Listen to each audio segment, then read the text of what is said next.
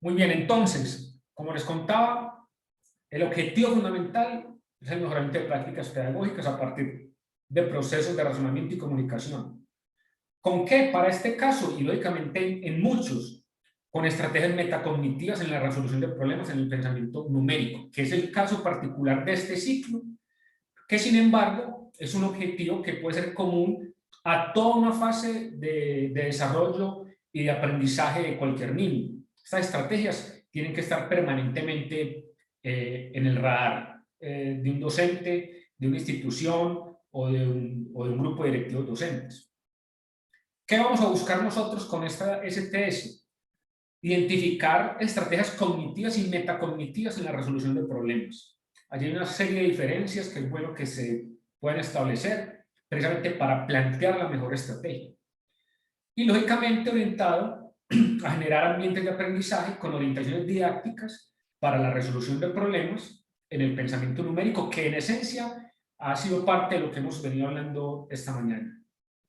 Y también fortalecer el conocimiento didáctico del contenido en el docente para apoyar la estructura curricular del área. Eso hace parte también, digamos, de las tareas específicas que tenemos nosotros en este ciclo. ¿Qué esperamos de los docentes particularmente? Que establezcan esas diferencias entre las estrategias cognitivas y metacognitivas, desde un macroproceso que es el de resolución de problemas.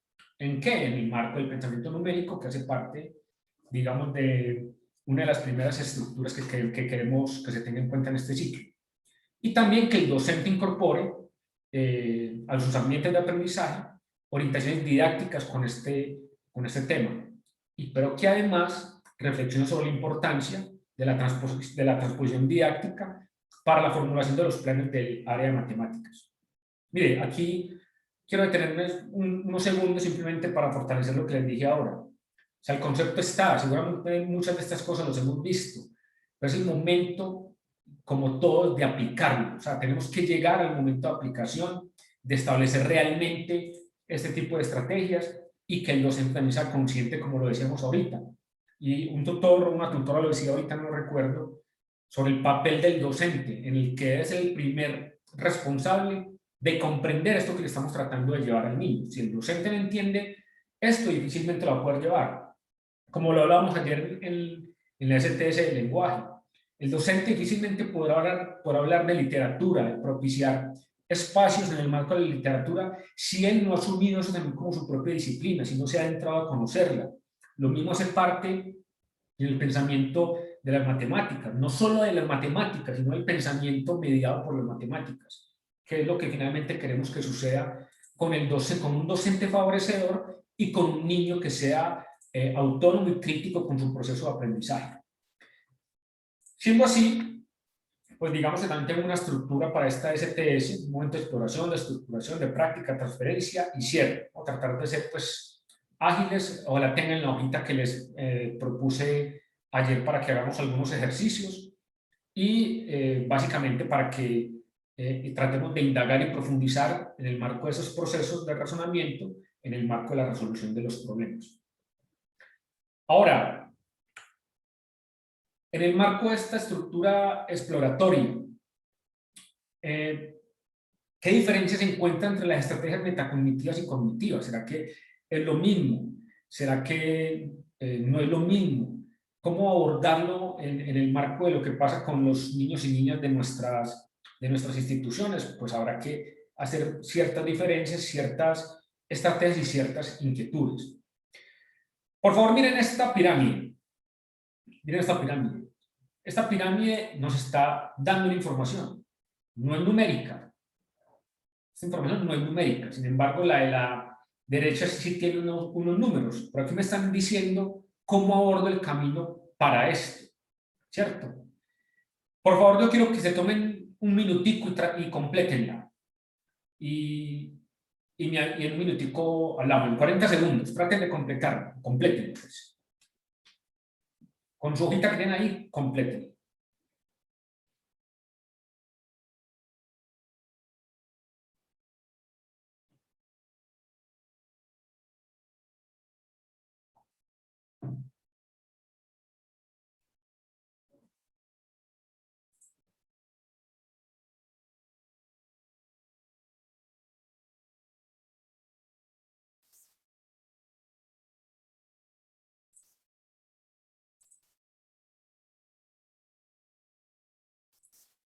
Ana Milena Piñeros cayó en el 19% de probabilidad de que le preguntara. En 30 segundos le voy a preguntar por este ejercicio a Ana Piñeros.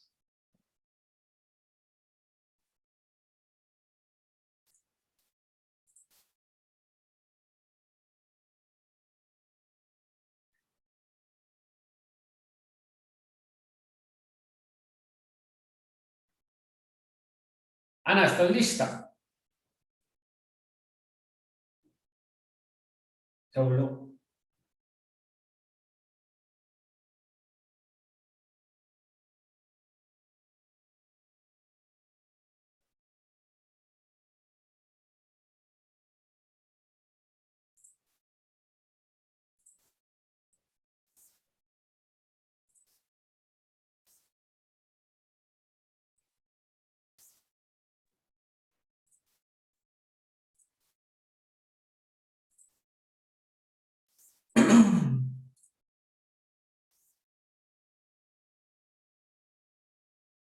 En un segundito, Dari, Oscar y Freddy. Ana está.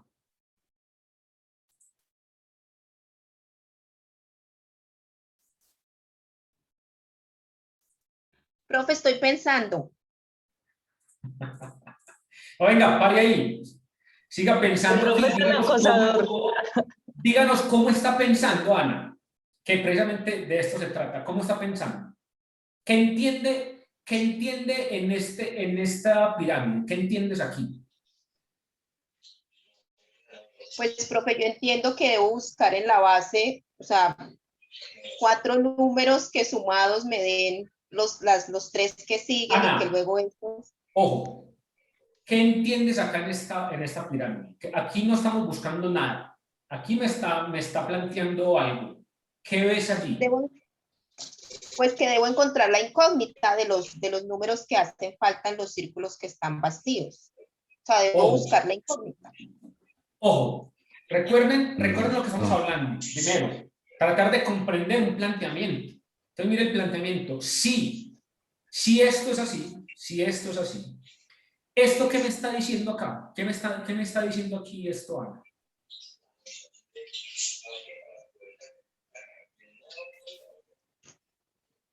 A ver, pues, Dari. Ana, sígale haciendo ahí. Trate de complementar ese tema. Dari, cuéntenme. Dari, ¿qué me está diciendo esto? Me está planteando una suma, si A y B, entonces debo sumar A más B.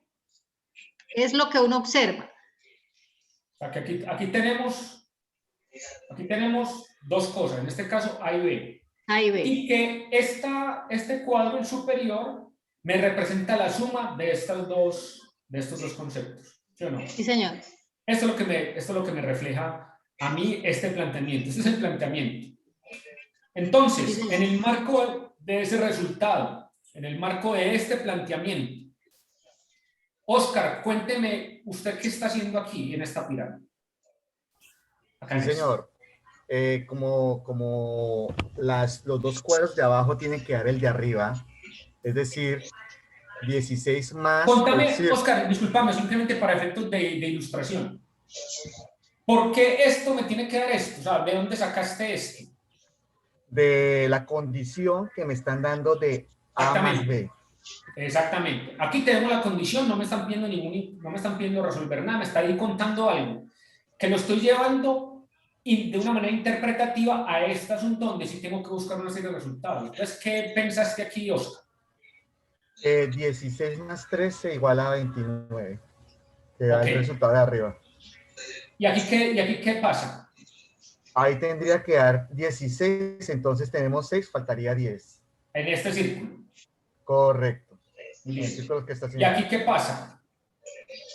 Como ya encontramos el círculo de arriba que da 13 y tenemos 6, faltaría 7. Muy bien. Y entonces aquí en el inferior. En el inferior, bueno, entonces como tenemos 13 y tenemos 2, entonces faltaría el 11 para que sumara 13 al al resultado. Ahí van ¿No? 7, ahí van 7. Perdón, faltarían 5. 5. 5 para que me diera 7. Y aquí en el inferior izquierdo tienes este que es 10, ¿cierto? 10, sí, Y aquí no señor. tenés Sí, ninguno, señor. entonces, ¿qué haces? Pues yo encuentro que 4 más 2 igual a 6 para que me dé 6 de arriba. Entonces ya encontramos un círculo que es 4 y el restante. Aquí, mira que el planteamiento es este, ¿cierto? Sí, señor. El planteamiento aquí es este, de los cuales aquí tienes un 10. Un 10, sí, señor. Y estos dos no los tienes, entonces aquí, ¿qué pasa?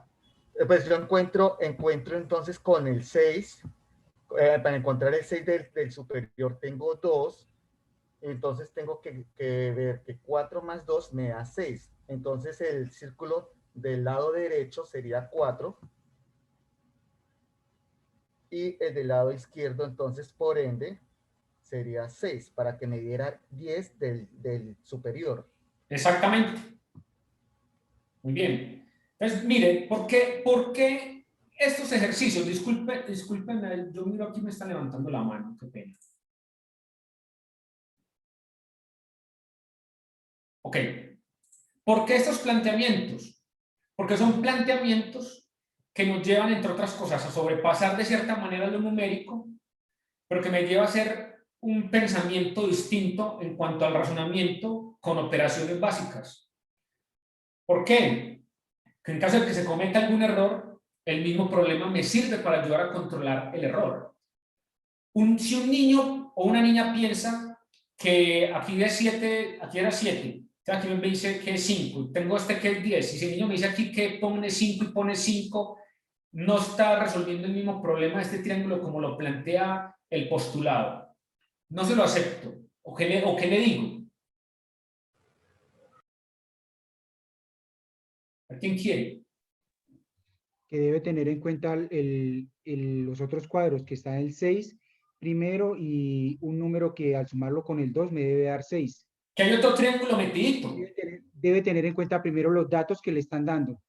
Exactamente. Precisamente por eso,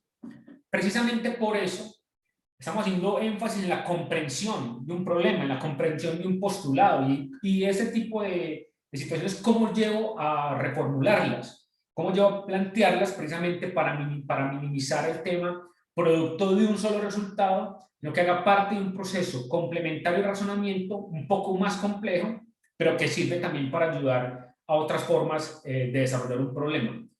Dale, porfa, Janet. Profe, es claro también especificar que el planteamiento no es solamente la suma, sino la visualización de la forma de cómo se da la suma. Porque si hay una suma de dos cantidades, hay dos letras diferentes, no son dos letras iguales para poder colocar el 5 con el 5. Puede ser una manera de pronto de mirar, hablamos de letras diferentes. Y la forma me habla de 3 cuadrados y esa figura no es gratis, porque esa es la que me permite hacer la suma entre los 3 cuadrados con forma de pirámide. Perfecto. Aquí estamos haciendo uso de representaciones simbólicas, ¿o no? Sí, señor. ¿Cuáles? A más de. La representación simbólica, si hablamos en el término del pensamiento numérico variacional, yo lo podría tomar como una ecuación aditiva. Representación simbólica la estoy tomando desde el pensamiento espacial, desde la figura geométrica, y la representación de la serie o de la secuencia de 2 y 1, donde el piso es la suma. Perfecto. Entonces, observen esto, observen esto. Entonces, ¿qué pasaría acá? ¿Qué pasa acá? Ahorita estamos buscando un valor numérico representado en una figura. Tienen un minutico para que piensen en esto, por favor.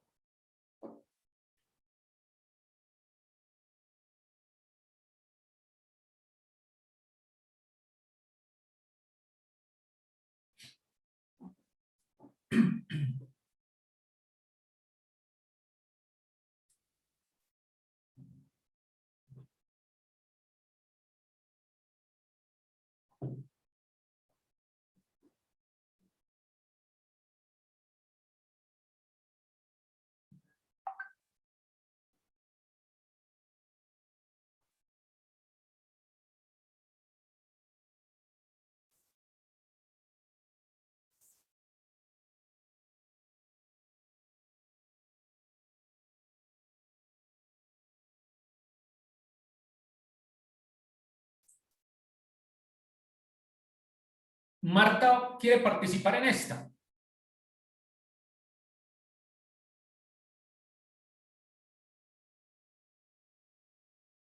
Marta Silva. Sí, señor. Contame pues, a ver, Marta. ¿Cómo me ¿Qué puede ves escuchar? aquí? Te escucho. Bueno, profe, apenas es que yo en mi pantalla veo el micrófono inhabilitado. Y entonces, pero usted me dice que me puede escuchar bien. Marta, no, ahí sí no te escuché. Qué pena. ¿Escuchar, profe? ¿Me escuchan? Muy ¿Ahora sí? bajito. Muy bajito. ¿Ahora sí? ¿Así está mejor? Sí, sí, mejor. Profe, ¿así está mejor? Sí, ¿Sí? Profe. sí. Bueno, profe, estaba realizando ahí el ejercicio y encuentro que estrella tiene un valor de 21. Digamos que empecé como a resolver de abajo para arriba cada uno de esos valores. ¿Ustedes me están escuchando? Sí.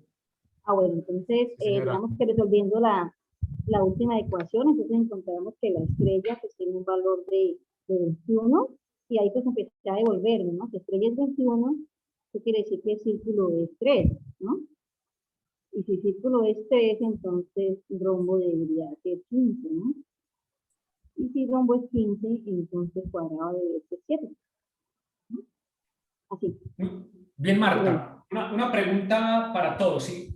Como estos, lógicamente, son espacios para trabajar con niños, antes de enfrentarnos a esta operación, que es lo primero que se ve, ¿qué le decimos al niño qué es lo que necesitamos saber? ¿Qué es lo que estamos buscando? A ver, Freddy. Saber a cuánto equivale el valor de cada una de las figuras, la estrella, Identificar el el problema. círculo. Sí, o sea, tenemos que resolver, digámoslo así, el acertijo. Entonces, para poder saber el valor del círculo, del cuadrado azul, entonces debo saber primero la estrella roja, luego el círculo amarillo y por último el diamante verde para poder llegar al cuadrado azul. Un niño o una niña, ¿cómo reacciona cuando le ponemos esto? ¿Qué es lo primero que piensa? ¿En qué piensa? Él tiene la relación de orden y lo primero que va a hacer es buscar qué número sumado con 8 le va a dar diamante verde, ¿cierto? Pero al verse en esa imposibilidad, entonces trata de explorar cuáles son los valores que tiene y a cuáles puede llegar. Yo pensaría que fácilmente llega al final de que estrella menos 10 me da 11, entonces dice, bueno, ahí tengo 2, entonces lo asume de una forma más sencilla.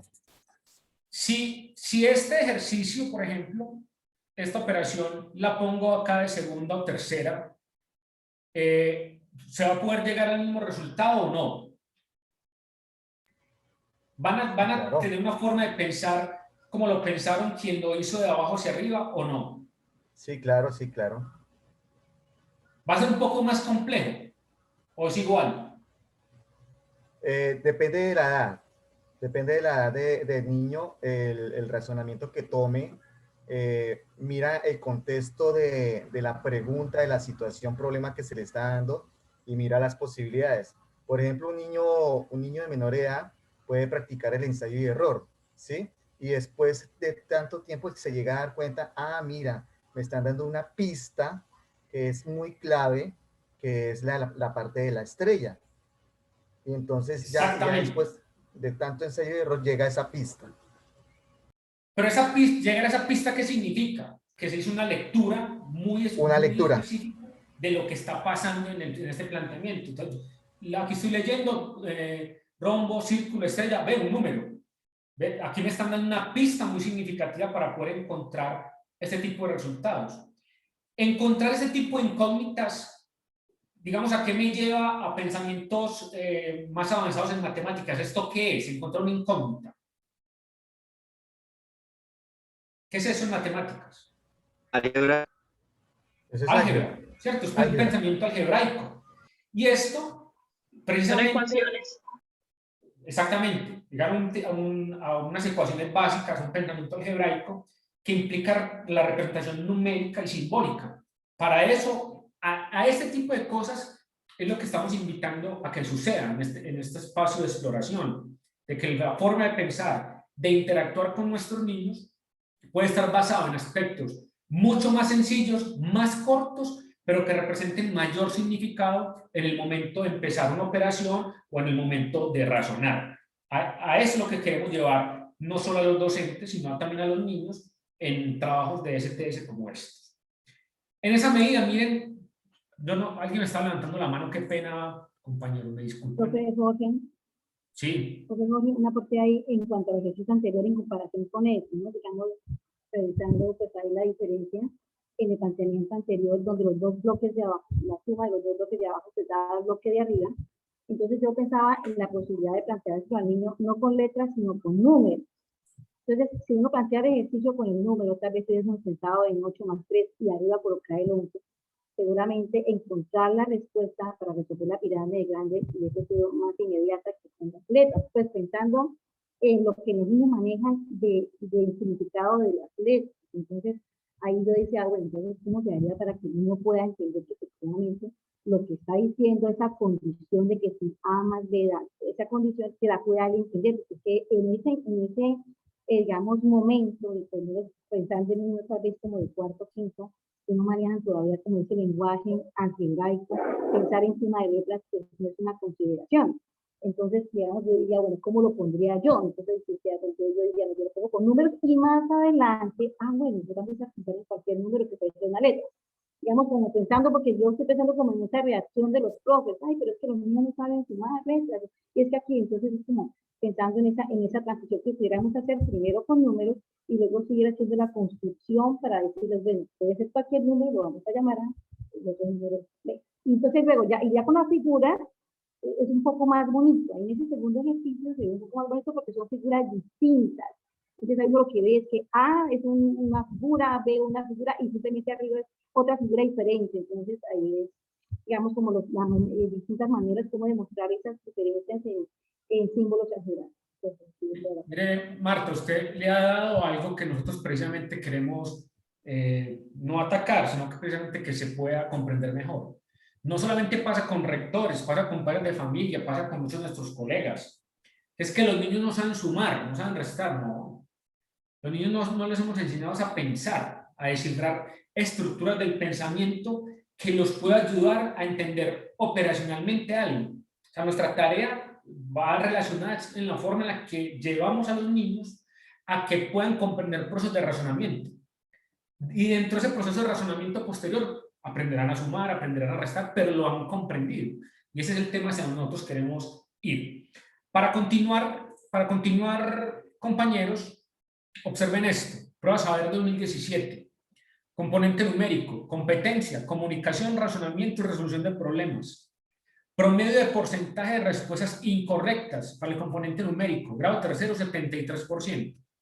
Grado quinto, en los mismos componentes y competencias, 56% de respuestas incorrectas. Eso normalmente en la interpretación se ve como algo realmente complejo, malo. O sea, estamos perdiendo esto. Pero lógicamente, para llegar allí, tenemos que hacernos otro tipo de preguntas previas en el momento de comprender lo que está pasando con resultados como estos. Y es precisamente dentro de la estructura del pensamiento numérico, hay unas fases. Hay unas fases que es bueno que se comprendan, que sobrepasan, como le repetí ahora, el contenido, sobrepasan el contenido. Frente a este tipo de circunstancias, esta figura a mí me gusta mucho, es porque plantea 4 de los elementos propios del pensamiento numérico, que en esencia es parte del ejercicio que nosotros tenemos que hacer acá. Primero es el significado numérico, que normalmente esto lo estamos viendo en los grados iniciales, expresar la cantidad, cuál es el símbolo del número, la posición, es que el 4 va después del 3 y antes del 5. Ese significado numérico, o sea, ¿cómo lo estamos enseñando? ¿Eso para qué sirve? No es simplemente delimitar la escala numérica y para que el niño lo tenga en cuenta y ya, no, eso es un significado y listo. Pero llegar a ese significado con estructuras de razonamiento más complejas como las que hemos visto, con asuntos más visuales, con asuntos en activos. Eso implica un proceso de preparación del docente y del contexto de una manera diferente. Cuando uno comprende el sistema numérico, tiene que buscar comprender el significado del sistema numérico. O sea, que es adelante, contar en decenas, contar en centenas, cómo agrupo números. Eso implica otro significado del número. Y ese tipo de comprensión es la que nosotros estamos buscando que pase con los niños, que entiendan eso. Posteriormente, comprenderán el concepto de operación, como lo vimos ahora. A partir de la comprensión del significado numérico, estamos llevándolos a que comprendan el concepto de operación. Y de hecho, nosotros a veces hemos empezado por comprender primero el concepto de operación antes de comprender el significado numérico. Y allí es donde debemos empezar a marcar diferencia en la forma en la que enseñamos nuestra área. Y eso no va ni pasa precisamente por los contenidos, pasan es por el planteamiento estratégico de lo que le ponemos a un docente, de lo que le ponemos a nuestros niños para que entienda ese tipo de conceptos.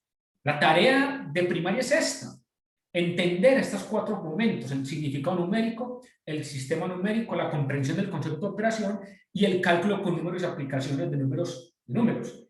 ¿Cómo calculo? ¿Cómo hago un cálculo simple? ¿Cómo hago un algoritmo simple? ¿Cómo escribo un algoritmo? ¿Y no es capaz de escribir un algoritmo? ¿Y eso para qué le sirve? Hacia allá es donde debemos buscar nosotros, que el pensamiento numérico nos ayude en el marco de la resolución de problemas, buscando un poco esto: cómo formulo el problema, qué tipo de soluciones le estoy dando, cómo aplico diversas estrategias para resolver el problema, cómo verifico y cómo entiendo que interpretan los resultados a la luz de un problema original, cómo se hace generalización de soluciones y estrategias. Y mire, uno de los temas más complejos que se está hablando desde hace mucho tiempo, pero que poco le ponemos atención, es la adquisición de confianza en el uso significativo de las matemáticas. Y aquí vuelve un concepto que les hablaba al principio, el tema de la no solo de la metacognición, sino de la metaafectividad. O sea, el niño qué tanta confianza tiene para plantear algo y equivocarse y que no lo juzguemos, sino cómo utilizamos parte de esa equivocación para que siga aprendiendo en el marco de un pensamiento, como es el caso del pensamiento numérico. Nuestra tarea aquí es esta, que sobrepasa los contenidos y debe, digamos, concentrarse muchísimo más en el significado de lo que está pasando con los números. Yo les insisto en esto porque precisamente aquí es donde más hemos notado que ha hecho falta en Colombia y lógicamente en gran parte del mundo, en la forma en la que se está enseñando el tema de la estructura numérica. Y allí hay que hacer énfasis principalmente a partir de otro tipo de estrategias como las que veíamos al principio, y lógicamente pueden ser mucho más, en la forma como se comprenden este tipo de conceptos para llegar posteriormente al cálculo y el cálculo en primaria, siempre y cuando hayamos pasado por esas fases del significado inicial. Siendo así, lo hablábamos esta mañana, lo hablábamos con cosas de ayer. Hay 2 temas muy importantes en este tema de la resolución de problemas. El razonamiento. Y el razonamiento da cuenta del porqué de los procesos que siguen para llegar a las conclusiones. Justificar las estrategias y los procedimientos puestos en acción. Formular las hipótesis, hacer conjeturas, predicciones. Mire que en el razonamiento no todo es llegar a una conclusión definitiva y final. Eso no es razonar. El tema es que el niño puede equivocarse, puede hacer planteamientos distintos, puede debatir, puede encontrar un patrón, puede decir cómo llegó a cierto proceso, utilizar los argumentos propios para exponer ideas, comprendiendo que las matemáticas, más que una memorización de reglas y algoritmos, son lógicas y potencian la capacidad de pensar.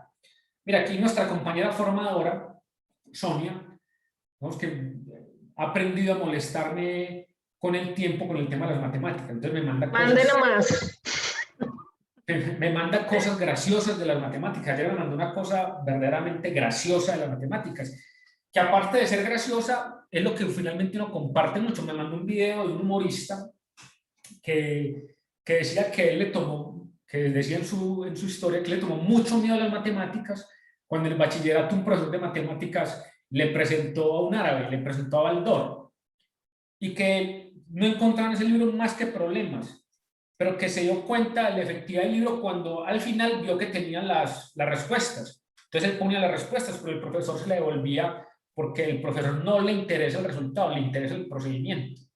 Entonces, hablar más del procedimiento, también debe sobrepasar la forma en la que estamos razonando. Nuestra forma de razonar debe pasar no solo por el procedimiento, sino la forma en la que formulo la hipótesis, en la que hago una predicción, en la que encuentro un contraejemplo, en la que uso cosas conocidas. Por eso los niños deben utilizar parte de todo su amplio contexto en el que están para que podamos hacer reformulaciones distintas en la forma en la que están razonando y en la forma en la que están pensando. Y adicionalmente a eso, por eso les decía que parte de las funciones ejecutivas que se notan hoy que están haciendo falta por el contexto en el que estamos nosotros ahora, han pasado por la comunicación. Y es porque precisamente las matemáticas y en este tipo de ejercicios que estamos viendo implica mucho también la forma en la que lo digo, o sea, cómo expreso una idea hablando, escribiendo, demostrando o describiendo visualmente. Cómo comprendo, interpreto y evalúo ideas que son presentadas oralmente, por escrito o en forma visual. Entonces, el tema no es solamente el razonamiento, el resultado, la forma también en la que comunico o cómo llevamos al niño que pueda plantearme algo desde la estructura lógica. Y eso nos estamos quedando también solamente en la forma en la que el niño termina operando, esperando que nos dé un resultado, pero no en la forma también como me describe parte de ese proceso. Y eso es gran parte del asunto que hoy queremos trabajar acá. Y es lo que queremos llevarle. Hay que fundamentarnos mucho más. Hay que fortalecer esos procesos de observación en los que el niño hace conjeturas, en los que formula preguntas, en el que puede reunir información para plantear un nuevo problema o un nuevo resultado, y en la que puede presentar también argumentos. La matemática se basa en eso, en la argumentación. Entonces, parte de estos aspectos del razonamiento y de la comunicación es donde debemos hacer mayor énfasis en la intervención docente con nuestros niños, buscando evidentemente que el niño pueda promover estructuras de comunicación diferente para eso. Yo les contaba la experiencia que tenía ahorita, y más que los niños o jóvenes que formulan resultados, se están buscando niños, proyectos de talentos en las matemáticas que pueden comunicar lo que están tratando de hacer. Así se equivoquen en el resultado, pero que tengan habilidades para comunicar la forma o en la que están argumentando una posibilidad. Entonces allí es donde sí queremos ser muy enfáticos en la medida en la que podemos posibilitar este tipo de acciones con los niños a partir de ejercicios realmente simples, pero que involucran muchas posibilidades. Ahora, este tipo de aspectos cognitivos y metacognitivos tienen unas diferencias. En lo cognitivo aplican ciertas cosas o ciertas estrategias como el repaso, la elaboración, la organización, el pensamiento crítico. Eso hace parte de los procesos mentales cognitivos. Pero haciendo énfasis en lo que queremos traer nosotros, que los metacognitivos implica unos procesos un poco más complejos en los que el niño puede planear, puede regular y puede controlar parte de ese pensamiento, y aparte es consciente de lo que hizo. Consciente de lo que hizo. Eso nos lleva también a pensar cosas como lo que vamos a hablar mañana en la evaluación, que es sobrepasar el concepto de autoevaluación, de no, yo creo que me merezco tanto. No, la autoevaluación tiene que ser una autoevaluación consciente, crítica, autónoma y validada por verdaderos procesos que ha vivido el niño en su proceso de formación. Entonces, lo cognitivo y lo metacognitivo sí tienen unas diferencias, pero que además de las diferencias tienen procesos en donde se pueden complementar. Porque hay cosas que la educación nos ha llevado a hacer permanentemente, como el repaso, la elaboración, la organización, pero tenemos que fundamentar mucha más nuestra actuación en los procesos metacognitivos, que es el fortalecimiento del proceso en los que el niño y la niña se cuestionan para llegar a ciertos aspectos más complejos de la tarea. Entonces, en el marco de resolver problemas, hay aspectos que tenemos que llevar también a nuestros estudiantes a que se pregunten. O sea, ¿cuáles son los elementos que tiene? ¿A qué recursos cognitivos tiene? ¿Qué dominio del tema tiene? ¿Qué herramientas interpretativas tiene? ¿Qué estrategias metacognitivas puede plantear? Lo otro es cómo analiza el problema, cómo diseña y planifica una solución, cómo explora diferentes soluciones, cómo verifica la solución. Como les decía ahora, si parte de la concentración nuestra de la tarea y del trabajo la llevamos a que los niños se concentren en este tipo de cosas, tengan la plena seguridad que los resultados van a ser distintos, van a ser diferentes y de hecho puede que sean mucho más significativos. Y aquí es donde toma, digamos, mayor validez también este concepto heurístico del tema, en la que se descubren datos, relaciones explícitas entre ellos, en la que se crean nuevas posibilidades, en la que se puede construir modelos gráficos o simbólicos que tiene un gran significado en el desarrollo mental de los niños y en el que se plantean conjeturas. Nosotros, lo que más hacen los niños es eso, plantear conjeturas. Pero cuando llegan a un contenido, un área como las matemáticas, a veces les cortamos esa posibilidad de seguir conjeturando. O sea, que el niño haga conjeturas en la clase de matemáticas, ese es el escenario para hacerlo. Pero no lo podemos sesgar exclusivamente a un problema que le estamos planteando para que me dé una respuesta. Tenemos que dejarlo que sobre ese mismo problema haga conjeturas, haga unas contrapreguntas, desarrolle unas nuevas posibilidades de solución, empieza a hablar del concepto de hipótesis. Para eso sirve esto. Los problemas se resuelven así. La investigación moderna hoy está dada a partir del planteamiento efectivo de hipótesis y que sobre esas hipótesis podamos tratar de generar desarrollos para el cumplimiento o no, o para la verificación o no de esa hipótesis. Y en la clase, que es el primer escenario donde tenemos que posibilitar que el niño haga eso, a veces no lo hacemos. Esa es la principal tarea de la invitación que estamos haciendo aquí nosotros hoy. En esa medida, yo sigo con mi tinto, discúlpenme 2 segundos. En esa medida, hay algo que debemos también empezar a ayudar a organizar, no solamente a nuestros docentes, sino a nosotros mismos, en el marco de la resolución de problemas. Y tiene que ver con los procesos de pensamiento, los procesos de aprendizaje, los contenidos matemáticos y, lógicamente, la tarea. En algunos casos, primero ponemos la tarea y el contenido. Nosotros aquí queremos hacer énfasis inicialmente en el proceso de aprendizaje y el proceso de pensamiento, que es donde buscamos que el niño pueda encontrar nuevas alternativas para el desarrollo de sus capacidades. Y no es para prepararlo para una prueba en particular, es para prepararlo que pueda desarrollar un pensamiento para enfrentarse a su cotidianidad, no solamente en el aula de su área o para evaluaciones externas. ¿Qué hace el niño? Manipular objetos matemáticos, motivar el trabajo mental, reflexionar en el proceso de pensamiento, que tome confianza en sí mismo, porque la matemática aquí le quita la confianza a los niños, le quita la confianza. Es porque lo que hemos predispuesto en nuestros salones o en nuestros métodos lleva a que el niño se resguarde a sí mismo. Por eso toma importancia el trabajo grupal, para que los niños hablen, para que discutan, para que tomen confianza. Y eso hace parte de esta tarea. Prepararse para los otros problemas, desarrollar su capacidad mental, que pueda divertirse. Retos tecnológicos y de ciencia. Las matemáticas tenemos que acercarle cosas que sean de interés para que el niño, a partir de ese pensamiento, pueda ejecutar lo que estamos buscando desde el punto de vista de los contenidos. Si acercamos estrategias distintas, eso va a facilitar aspectos más importantes. Les cuento pues una experiencia acá que tengo pues con varias instituciones. Hemos desarrollado, digamos, 3 proyectos. Un proyecto tiene que ver con la astronomía, un proyecto tiene que ver con huertas saludables y otro proyecto tiene que ver con deporte. Todos 3 mediados por aspectos matemáticos, de niños entre segundo a quinto. Todos, los 3. Parecen áreas distintas, pero las 3 están mediadas por actividades matemáticas. ¿Qué pasa con los niños? Se divierten, desarrollan una estructura mental distinta, tienen unos retos en cada una de esas áreas, hacen seguimientos. Un niño con una huerta saludable, ¿qué hace? Ve, el cilantro se demoró 15 días para salir, se recoge tanto, establecemos procesos matemáticos de organización, pero metacognitivos sobre cuál es el proceso. Entonces, cosas como esas son útiles y tenemos que alejar las matemáticas del papel y el lápiz como única herramienta para el desarrollo mental en la resolución de problemas de los niños. Y es allí donde tenemos que hacer mucho más énfasis nosotros. Entonces, ¿hasta allí alguna pregunta, intervención, inquietud, aporte? Pues ya fue. Profe. No sé. Profe. Gustavo. Sí, buenos días para todos y buenos días, profe. Sí, profe, en cuanto a lo que su merced nos comenta, yo me puedo dar cuenta, por ejemplo, que uno, cuando va a comprar, por ejemplo, un equipo de un celular, un computador, a veces tiene dificultades porque ese lenguaje matemático no nos lo han enseñado o nosotros no estamos preparados, por ejemplo, para saber qué es una giga, qué es una tera, a qué equivale, megapíxeles, ¿sí?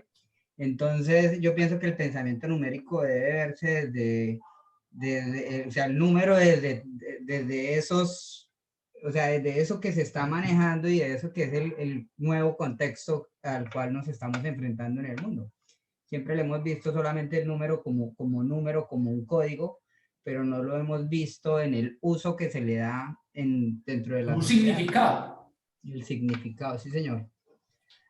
Mire, Ese era. Gustavo, gracias. Mire, yo el año pasado, en el marco de las ponencias que tuvimos finalizando año, en noviembre, hablé de un tema de los videojuegos. Y lo que está diciendo Gustavo, por ejemplo, si usted le pregunta a un niño hoy de 6, 7 años, te responde eso con una facilidad pasmosa. Ayer, por ejemplo, en el mundo se cayó la página de Epic Games, que es la empresa que soporta Fortnite en el mundo. Eso fue ayer una locura mundial, porque muchos niños, jóvenes, adultos participan en esos juegos. Y los niños hablando de estructuras tecnológicas, de por qué se cae una página, de qué pasó. Niño, yo tengo aquí un niño con el que se conecta, le damos un permiso para que juegue con unos amiguitos durante 1 hora o 45 minutos diarios. Ustedes no se imaginan lo que fue escuchar a 5 niños de quinto de primaria hablando de estructuras tecnológicas de caídas de redes. Para que vean lo que estamos enseñando nosotros y lo que los niños ya saben hoy. Entonces, cosas como esas, que hacen parte del contexto, los niños hoy nos dan ventaja lejana en ese tipo de cosas, y por eso el razonamiento que tenemos que propiciar a nuestros niños tiene que ir orientado a reformular cosas diferentes a lo que tradicionalmente hemos visto con las matemáticas. Brigitte, y seguimos, que Brigitte me dijo, es que loco ahora, imagínense. Imagínense, qué bienvenido. Ay, profesor, Dios mío, buenos días. No, profesor, yo hice esa acotación fue porque ¿Hiciste la acotación en privado? Cuando el profesor llega a hacer esos cambios en el aula, se tira de eso y se llega hasta proceso disciplinario. No era para ti, por eso alguien colocó, uy, ¿eso qué es? Qué vergüenza, no era ese el sentido. No me preocupe, igual, es más fresco. Muy buenos días. Mira, profe, yo quiero comentar una situación porque es que yo veo varias cosas interesantes y definitivamente esto es un renovarse, uno desde el aprendizaje. Yo tuve el año pasado una experiencia con una niña de 4º de primaria y a mí me llamó mucho la atención lo que sucedió con ella. Desde el comienzo he querido plantear ese ejemplo, esa situación que se evidenció porque de pronto nos ayuda a comprender lo que está pasando también con las matemáticas y la comprensión. Es una niña muy lectora, le encanta leer libros. Inmersa en ellos, o sea, era una niña que, por ejemplo, el año pasado compró 4 libros y ella me contaba en esas retroalimentaciones y los encuentros virtuales, me contaba qué estaba leyendo, de qué se trataban las historias. Pero llegábamos a la clase de matemáticas y en los pocos días que hubo presencialidad, la niña me dijo, a mí no me gustan las matemáticas, yo odio la matemática. A mí nunca un estudiante me había dicho eso. Porque yo llego al aula de clase y para mí las matemáticas nunca ha sido el coco. Yo amo las matemáticas. No lo haré del todo bien, pero por lo menos le genero amor a los niños respecto a las matemáticas. Cuando yo hago la entrevista con la familia, encuentro que ella vive con mamá y abuela detestan las matemáticas, odian las matemáticas. Las matemáticas no les son necesarias. Entonces yo empecé a hacer un ejercicio preguntando qué le gustaba comer. Y entonces ella me decía las frutas, bueno, toda la comida. Entonces yo le decía, ¿cuánto pesa una manzana? ¿Qué color tiene una manzana? Y empecé por ahí, yo hacía cosas así pequeñitas, donde había procesos, se movía la parte cognitiva y la metacognición. Entonces ella al finalizar el año, de tanto que se hacía eso durante todo el año, me dijo, profe, yo estoy pensando que la matemáticas está como en todo lo que yo hago. ¡Ay, qué maravilla! ¿Y por qué me dices eso? Ellos estaban construyendo una granja en su casa, es rural.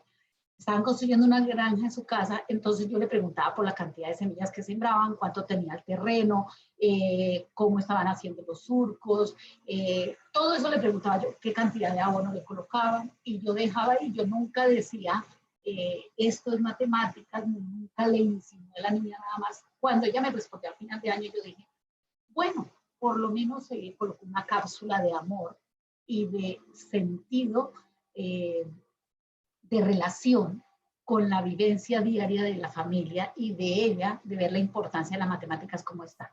ahí se quedó, ¿no? Se rompió el ciclo. Y este año yo ya no estaba en ese lugar y la madre me llamó y me dijo, pero te necesito porque es que por lo menos estamos dándonos cuenta que la matemática sí existe. Ahorita me acaba de llamar un papá a preguntarme lo mismo de primero. Entonces yo decía, yo pienso que cuando yo veo a los licenciados de matemáticas, con todo respeto, que adoro porque hacen un proceso maravilloso, yo digo, ¿por qué en primaria no hay licenciados en matemáticas? ¿Por qué en primaria no está licenciado en español, cierto? Que nos ayudaría mucho a romper lo que está sucediendo porque estamos en una crisis y en una desigualdad total. Y la responsabilidad que tiene el profesor como normalista en el aula de clase y nosotros que estamos acá, imagínate, yo me veo y cómo voy a ayudar a formar a otros docentes en este aspecto. Es una pregunta que surge y cómo lo vamos a hacer bien y cómo lo voy a lograr. Eso me está tocando porque yo soy nueva en este trance. Entonces, un agradecimiento inmenso porque tú estás tocando unos elementos que sí pueden ayudar definitivamente en el aula de clase. Muchas gracias. Gracias, Brigitte. Mire, yo les quiero contar algo respecto a lo que está tocando Brigitte. Mire, cuando nosotros, o particularmente quienes son contemporáneos, ya tenemos un poquito más de edad, veíamos que entraba el profe de matemáticas y cuando entraba al salón entraba un profe como extraterrestre, porque entraba con un compás como de 1 metro, unas reglas de madera grandísimas, unos transportadores gigantes, y digo, ¿esto para qué es? ¿Para qué sirve? ¿Dónde va a caer con todo eso? Y resulta que con todo eso lo que se quedaba era muy poco, o sea, lo que aparte uno no lo disfrutaba porque pensaba que eso era realmente complejo. Hoy yo estoy convencido, yo particularmente, como persona y como profesional de ese sector, que es indudablemente necesario hacer una revolución en el área. Una revolución que sobrepase los componentes numéricos, que se utilicen los números, pero para efectos de potenciar nuevas estructuras del razonamiento y del pensamiento. Yo estoy convencido de eso. Y esa revolución hay que irla haciendo de a poco. Por eso, ese tema de las actividades pedagógicas complementarias que les hemos hablado, deben empezar a recoger cosas que se salgan. Yo que quiero ver, por ejemplo, en las actividades pedagógicas complementarias, perdón, temas que se salgan de la cotidianidad, temas que se salgan del esquema propio en el que nos ha metido una educación lineal. Nosotros tenemos que empezar a buscar nuevos componentes que innoven procesos de formación de nuestros niños. Tenemos que empezar a cambiar parte de esas estructuras en las que hemos estado sumergidos mucho tiempo. Y para eso implica ambientar a rectores, ambientar a secretarios de educación, ambientar a muchas personas. Pero sí creo también que hay unas iniciativas básicas que dentro del aula podemos empezar a implementar para favorecer procesos de razonamiento y pensamiento que le podemos entregar a nuestros niños. Freddy, y continuamos. Gracias, Jorge. Pues no, una acotación pequeñita, de pronto ahí, no sé si difiera mucho con la compañera Brigitte. De pronto no es que en primaria hayan licenciados en matemáticas o licenciados en español o licenciados en inglés. Yo la verdad siempre he tenido la concepción de que así como se maneja en primaria, que los profes manejan sus grupos personalizados y conocen más a los estudiantes, sería lo ideal para mí sería que hubieran licenciados en sexto, licenciados en séptimo, licenciados en décimo, licenciados en 11, que uno pudiera manejar transversalmente todas las áreas, o sea, desde la parte de matemática, por ejemplo, sería muy bueno abordar la química, abordar la física, que de hecho es la herramienta, abordar la filosofía, las ciencias políticas. Entonces, no sé si algún modelo educativo en el mundo lo maneje, pero eso sería espectacular, que digamos uno tiene su grupo en sexto y le puede dar todas las asignaturas, ¿sí? Y así mismo uno lleva, digamos, no hay repitencia de saberes, y lleva como el derrotero de qué es lo que necesita el niño y cómo se lo relaciona con las otras asignaturas y pues poder hablar de una transversalidad pues realmente. Era eso, Jorge. Gracias. Profesor, mire, usted toca un tema muy importante y lo hemos tratado de rescatar aquí en varias oportunidades. Sí hay modelos en el mundo que están trabajando de esa forma.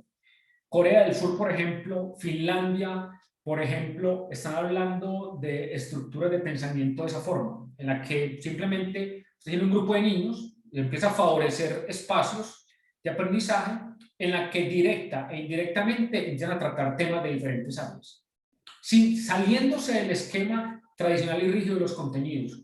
Y son países que en términos de educación están llevando y están marcando una pauta muy avanzada, pero están trabajando así, como usted lo acaba de mencionar, con integración de áreas y con el favorecimiento de saberes a partir de la adecuación de espacios. En Colombia hay algunas experiencias que conozco que están trabajando de esa forma, esencialmente son entidades privadas, pero ojalá pueda comprenderse la forma en la que vos lo estás mencionando, y casi que es una invitación también a que parte de las modificaciones futuras de la educación partan con conceptos como ese. No es fácil, en este contexto no es fácil, pero sin duda alguna eso está teniendo resultados cuando se mira el tema complementario de lo que vive un niño en su contexto y que pueda favorecer otro tipo de saberes.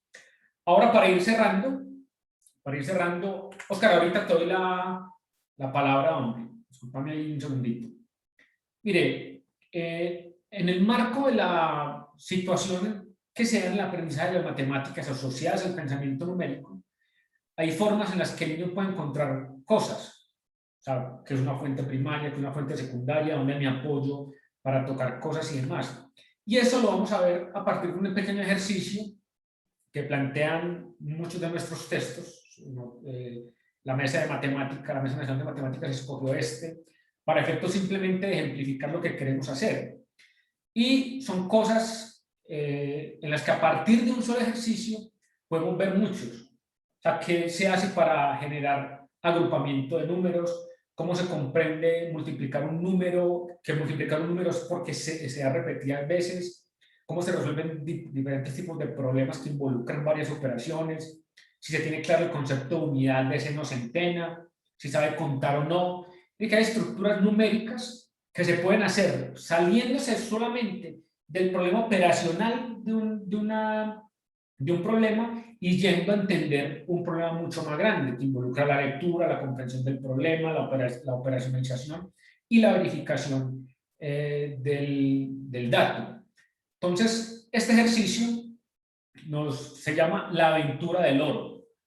No sé si algunos, seguramente muchos lo habrán hecho, quienes no lo hayan hecho pues los quiero mostrar, y nos sirve simplemente para ejemplificar esto que estamos hablando acá. Sirve para contar, leer y escribir números, representar números, asociar números, identificar operaciones y hacer flexibles ciertos procesos de cálculo, en los cuales no hay un resultado único, sino que obedece, o los resultados obedecen a ciertas formas de comprender lo que tratamos de explicar a partir de la lectura de un problema.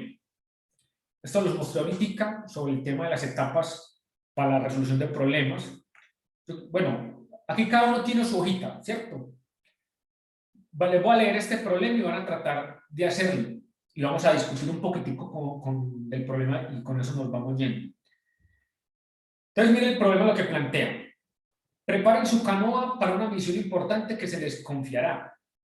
Para transportar el tesoro con monedas de oro y con el fin de evitar a los piratas y contrabandistas, ustedes utilizarán su canoa para descender por un río secreto. Cada aventurero será responsable de transportar 732 monedas de oro dentro de las bolsas. Para facilitar el transporte de este famoso tesoro, las bolsas que contienen las monedas de oro serán depositadas dentro de un baúl, que debe ir amarrado al fondo de su canoa. El baúl de cada aventurero debe ser marcado con su nombre en letras de oro.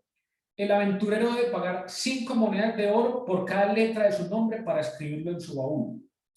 El aventurero está autorizado para tomar las monedas del oro del tesoro para escribir su nombre en el baúl, o sea, de las 732 monedas. A continuación, el aventurero deberá pedirle al costurero elaborar bolsas de color amarillo y rojo para depositar allí las monedas de oro que se deben transportar. Antes de partir, deberá acomodar las monedas de oro en bolsas amarillas y rojas. Cada bolsa amarilla debe tener 100 monedas de oro. Cada bolsa roja debe tener 10 monedas de oro. El costurero espera el pedido con el fin de saber el número correcto de bolsas amarillas y de bolsas rojas que debe hacer. Las monedas de oro que sobren, luego de ser empacadas, serán entregadas al costurero como pago por su trabajo. Muy bien. empiécelo a hacer a ver cuánto les da. Pero empiénselo a hacer y piénselo en el sentido de lo que podemos entregarle a muchos docentes y en el sentido de cómo muchos niños pueden enfrentarse a un problema como este. Tómense 5 minuticos. Profe, ¿me puede hacer el favor de devolverme el problema del comienzo? Claro que sí. No, eso toca más minutos. Ave María. 6.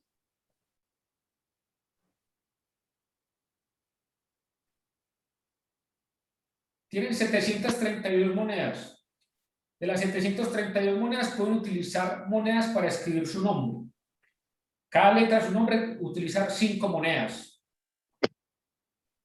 Y debe pedirle al costurero que le haga bolsas. En esas bolsas, las amarillas caben 100 monedas y en las rojas caben 10 monedas que deberá meter en su baúl. Y lo que quede, le paga el costurero. Profe Jorge, aquí dice que el aventurero o cada aventurero debe pagar 5 monedas de oro por cada letra de su nombre. Sí. Por ejemplo, Carlos tiene 30 monedas. Profe, Todo depende de qué tan grande sea el nombre. profe, Claro, utilícelo con su primer nombre. profe Jorge, Sí. mi nombre son 5 letras, serían 25. Sí. Entonces solo le sobraría para pagarle 7 monedas al... Y ya llenó las bolsas. Y las bolsas las llené ya. Ahorita, entonces espérese ahí, espérese un momentico. Profe, le puedo mostrar, habla con Maribel Bernal, le puedo mostrar unas evidencias. Es que yo tengo un equipo de trabajo que están recogiendo evidencias de los niños realizando ese problema. Claro, mejor. Si me permite, Oscar, dale a ver, qué pena que te tenía como en espera, hombre, discúlpame. Sí, señor. Era para anexar a lo que dijo Freddy y lo que intervino usted, de los modelos que tienen sobre integración de las áreas. Decirle que, pues, que ya también se está haciendo una primera aproximación a esta cuestión de integración de las áreas a nivel de Secretaría Departamental del Meta. Se trabajó entonces grado sexto, séptimo y octavo con una integración de áreas donde el punto de partida es identificar una situación, problema en la cual converjan todas las materias que desee integrar en su momento. Entonces, usted lo señaló antecito en una diapositiva y se está también señalada en un circulito que lo importante es enmarcar eso en una situación problema. Esa situación problema justamente es como la excusa pedagógica, como lo quiera llamar, en ese caso el profesor, que invita a que varias materias o áreas entren en conversación a la solución de esa situación de acuerdo a lo que vea en su tiempo, en la materia. Gracias, Oscar. Grimaldi. Profe Jorge. Perdón, Wilmer. Mientras van terminando los demás el ejercicio. Bueno, este ejercicio, pues, lo bonito de pronto de haber ingresado al programa del PTA es que uno como docente de secundaria solamente se limitaba a los procesos de lo que era en secundaria. Ya al ingresar y ver todo este trabajo que hay en primaria, empieza uno de pronto a ver y a mirar todas esas falencias que de pronto había en la institución, porque es que uno escuchaba a los compañeros que preguntaban a los chicos, ¿y quién era su profesor de matemática en primaria? ¿Cierto? Entonces, en vez de empezar un nuevo proceso, de mirar cómo vienen esos chicos, no, se marcaban. Uno miraba que la mayoría de deserción está en grado sexto. ¿Por qué?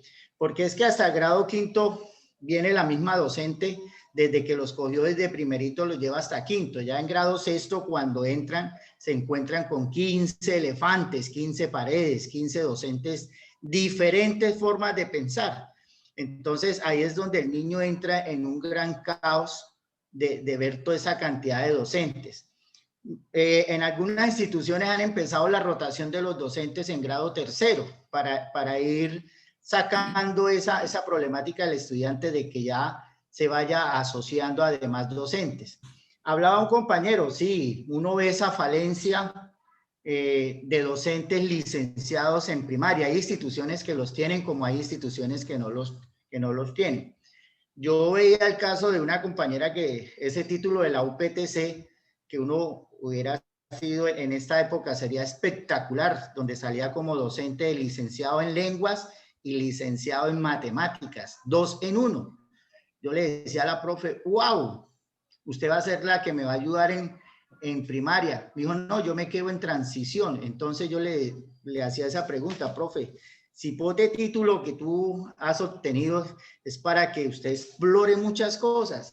Entonces no sé cuál es el temor de mayoría de profes que me perdonan si estoy metiendo la pata, pero le tienen temor de mostrar ese título en la primaria y se quedan siempre en grados de transición o primerito. Te les da como ese temor de enfrentarse a esto nuevo que hay en las matemáticas.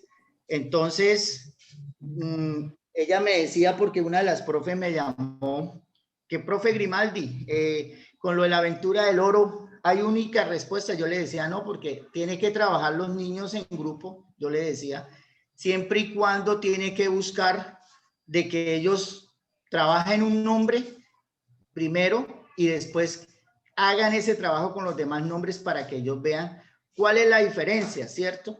Entonces ella me decía, pero yo tengo que decirle que las amarillas son las decenas y las rojas las centenas. Yo les decía, no, tenemos que ir ya quitando al niño ese proceso de marcarlo, porque es que uno mira en primaria o en transición que el círculo es amarillo porque el sol, que el cuadrado es azul, que el triángulo es rojo.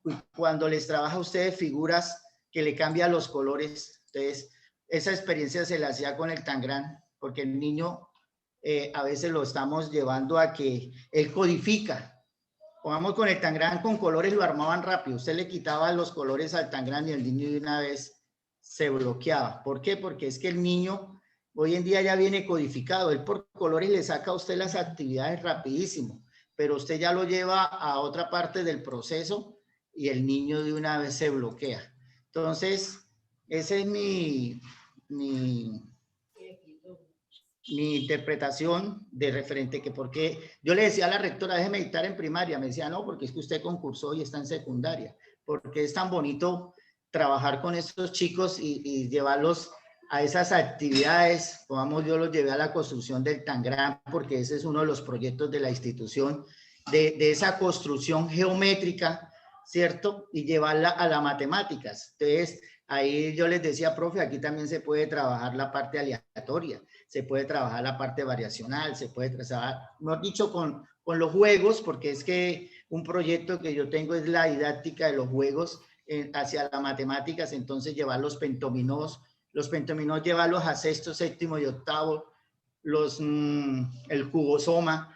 Entonces alguien me decía, yo me acuerdo cuando trabajé en John Doe, Antioquia, un profesor me decía que yo me estaba ganando la plata con los palitos, pero cuando llegamos a Puerto Berrío a unos trabajos que nos hizo la Secretaría de Educación de Antioquia, entonces decir uno, bueno, yo no estoy tan errado a lo que estaba llevando, sino que con el juego se atrapa al niño, el juego atrapa al niño. Y eso lo demostré en John Doe, porque habían chicos que no les gustaba la matemática, pero chicos que vieron el juego y les gustó. Entonces ahí vino la interrelación entre ambos. Yo le decía, bueno, usted es bueno para matemáticas, es bueno para el juego. Disfrútense, explíquense. Entonces es donde se llegó el trabajo cooperativo, que uno no lo sabía en ese tiempo, el trabajo cooperativo, y los chicos empezaron a cambiar el chip. Entonces los juegos son muy importantes en la cuestión de matemáticas, tanto de transición a 11. Entonces, ese es mi aporte. Grimaldi. Mira, en ese sentido, el juego se constituye como un medio, precisamente para favorecer aspectos en el razonamiento. Bueno, aquí estoy viendo en el chat gente muy durita con el costurero. Profe, yo tengo otra... Wilmer. Sí, que tenía la mano ahí levantada hace ratico. Ya. Discúlpame, hombre. No. Pues es que yo estaba analizando ya el problema, digamos que pues se resolvió, ¿no? La cuestión para nosotros es qué le podemos sacar de provecho a esto. Exacto. Y pues yo estaba analizando algo y, por ejemplo, me pasó con este problema. Es la primera vez que yo lo leo. O sea, el problema lo hice mío, ¿sí? O sea, y creo que es algo que debe pasar con los muchachos, con los estudiantes también. A veces como profesores colocamos unos problemas que son muy lejanos, ¿sí? Y entonces el problema de cualquiera. Pero este problema, como dice mi nombre y eso, entonces digo, es mi problema. Venga, ¿cuánto me da a mí? ¿Cómo lo resuelvo? Y importante que como el resultado es diferente, o sea, no nos importa el resultado en última, sino cómo nuestro estudiante se apersonó del problema y dice, bueno, lo resolví, mi problema, ¿sí? Es mío. Y pues eso me llamó mucho la atención en este momento del ejercicio, porque yo me puse a resolverlo con la mentalidad de estudiante. Y dije, bueno, voy a resolverlo haciéndolo paso a paso. Eso que vos decís, Wilmer, es precisamente lo que estamos buscando. No hay un resultado único. ¿Qué está pasando en el proceso, en la comprensión, en entender que hay cosas que ya un nombre, que eso tiene un valor, que le pongo un final al costurero, que tengo unas bolsas en las que solamente les cabe algo, que tengo unas variables que me están determinando del principio, como la cantidad de monedas, que tengo unas variables de pago? O sea, involucra muchas cosas. Con un trabajo como esto te puedes tomar fácilmente algunas sesiones en las que se pueden seguir analizando temas del propio problema. Pero como le decíamos al principio de la jornada de hoy, el resultado no es lo que importa acá. Que no importa llegar al resultado específico, importa entender la forma en la que un niño piensa o razona para tratar de comprender un problema que se le está poniendo en el marco de una personalización, como lo dice Wilmer. Y eso es lo que estamos buscando allí. ¿Cuánto les dio así por encima? ¿El resultado final cuál fue? Para muchos. A mí me sobraron 2 monedas para el costurero y 7 bolsas amarillas. ¿Sí? Que mi nombre tiene pues 6 letras, serían 30 monedas, sobrarían 702. Y ahí a ese sí le tocó bien poquito a este costurero. ¿A quién le quedó 7 del costurero? A mí me entregué 7 monedas al costurero, profe. ¿Cómo empacaste las bolsas? ¿Cómo? Dime.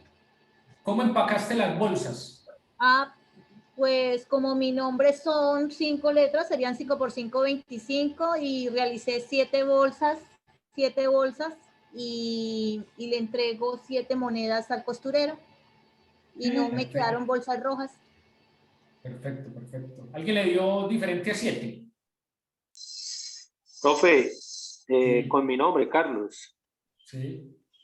Son 6 letras, son 30 monedas.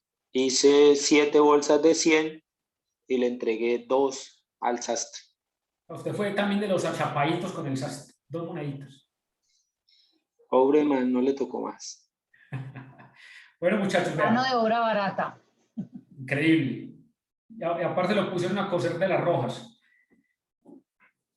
No, ejercicios como este se prestan precisamente para hacer discusiones, pero ¿por qué no le puso a hacer, por qué si ibas a dejar 7 monedas, por qué entonces no le pusiste a hacer más bolsas rojas, etcétera? Entonces, cosas como estas es en lo que queremos que se fundamente las intervenciones docentes. Y quiero cerrar con esta reflexión, muchachos. Hay un texto muy interesante que me encontré en estos días, que se los voy a compartir. Se llama Los errores en el aprendizaje de las matemáticas, su importancia didáctica. Y digamos que extraje 2 reflexiones como para ir cerrando. Y plantea estas 2 cosas. Es importante señalar que el error no es un virus o una enfermedad que se puede evitar. El error forma parte del proceso del conocimiento de las personas. Es algo a lo que nos tenemos que habituar para 4 cosas: detectar, controlar, valorar y corregir. Hay que enfrentar a los alumnos con los potenciales errores y a partir del conflicto cognitivo tratar de lograr la superación del mismo. Adicionalmente a esto, los errores forman parte de las producciones de los alumnos durante su aprendizaje de las matemáticas. De eso no hay duda y debemos favorecer eso. O sea, entender que el error hace parte de esta área y que hay que valorizarlas. Son datos objetivos que encontramos permanentemente en los procesos de enseñanza y aprendizaje, los cuales constituyen un elemento estable de dichos procesos. Siendo un objetivo permanente de la enseñanza de las matemáticas en el sistema escolar, lograr un correcto aprendizaje de las mismas por parte de todos los alumnos. Es claro que las producciones o respuestas incorrectas a las cuestiones que se plantean se consideran como señales de serias deficiencias e incluso fracaso en el logro de dicho objetivo, pero sin embargo hay que valorizarlas. Antes de continuar aquí y cerrar, Maribel, ¿cierto? Maribel nos iba a mostrar algo. Sí, ya lo tiene listo. Maribel. Espérate, Maribel, aquí yo te habilito.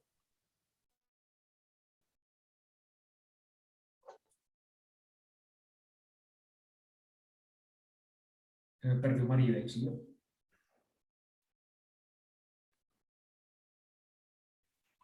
Maribel, levántame la mano a ver si te ubico rápido. Aquí estoy, pero no sé, le mando un mensaje porque por aquí no tengo... Ya. Ok. Ahí ya estás de hospedadora. Compartilo pues. Acá ya vamos cerrando. Listo. Esta es una experiencia de un niño del grado tercero, del Guillermo Niño, de un proceso y un proyecto matemático que estamos haciendo. Se llama Reporteritos. Ay, disculpen, me perdí, denme un segundo.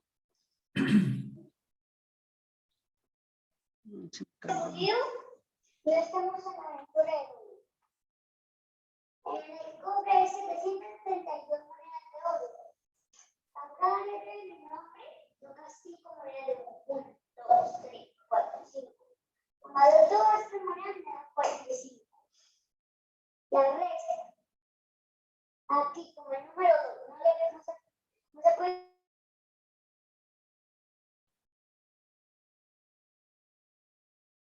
5, entonces le prestamos 1.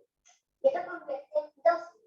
Y aquí, como le prestamos 12, contemos. Miren. Vean, 11, 10, 9. Ahí.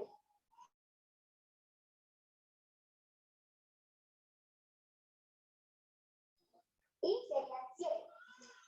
Aquí serían 7. Y como este llegó como 2, entonces ya no puede quitarle 3, 4. Entonces siempre le da esto. Y como toda es la misma aquí se puede poner 4, son 8. Como el 7 quedó como un 6 porque le dio al 13 para que convirtiera en 8. Bueno, 12. Aquí me da 1 y aquí quedaría un 6. Necesitamos para cuántas bolsas amarillas necesitaríamos. 6. 6 bolsas amarillas. Y rojas, 8.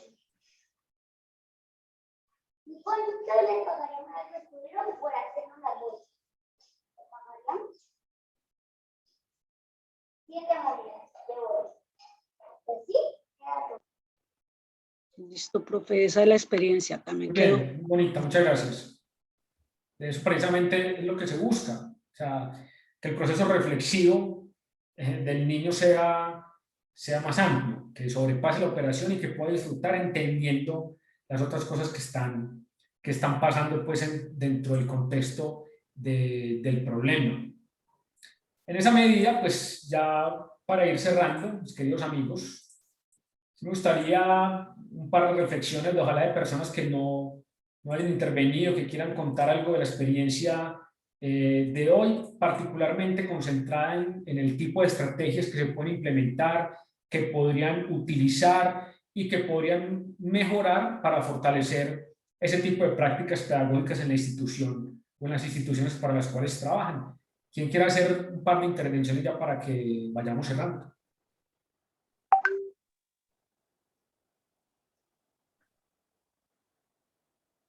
Marta, bien pueda.